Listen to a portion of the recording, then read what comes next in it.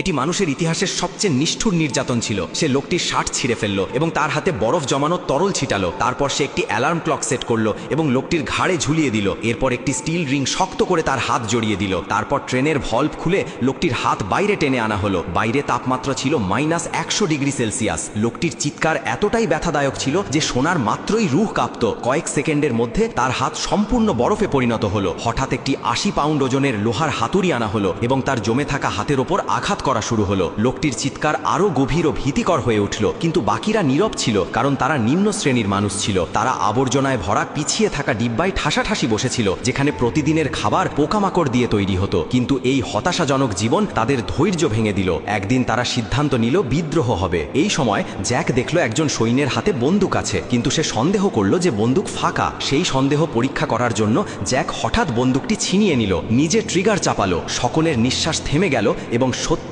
বন্দুক ফাঁকা ছিল। তারপর সবাই 20 মিটার দীর্ঘ পাইপ তুলে আক্রমণ করল। সৈন্যদের কাছে গুলি ছিল না এবং জ্যাকের গ্রুপ বিশাল হওয়ায় তারা সহজেই সেই ডিব্বা দখল করল। এরপর জ্যাক ট্রেনের জেল কর্মশালায় পৌঁছলো। সেখানে সে একজন বাবা এবং মেয়েকে মুক্ত করল। বাবা একজন তালা বানানোর দক্ষ কারিগর ছিলেন এবং মেয়ে জানতো দরজার ওপারে কি ঘটছে। মেয়ে মনোযোগ দিয়ে বলল, কোনো বিপদ নেই। বাবা সঙ্গে সঙ্গে তারার সংযোগ করল এবং দরজা খুলে গেল। জ্যাক ভিতরে ঢুকলো এবং সত্যিই জায়গা খালি ছিল। দ্বিতীয় দরজাও খুলে গেল। এটি সেই ডিব্বা যেখানে তাদের প্রতিদিনের খাবার তৈরি হতো। মানুষ খাবারের ওপর ঝাঁপিয়ে পড়ল, কিন্তু জ্যাক ভাবল এই খাবার আসলে কারা তৈরি করেছে। দেখলে তার চোখ ছলছল করে উঠল, কারণ খাবার আসলে কোকরোচ পেস্ট দিয়ে তৈরি হতো। এই রহস্য জেনে জ্যাকের সংকল্প আরো দৃঢ় হয়ে। Thanks for watching.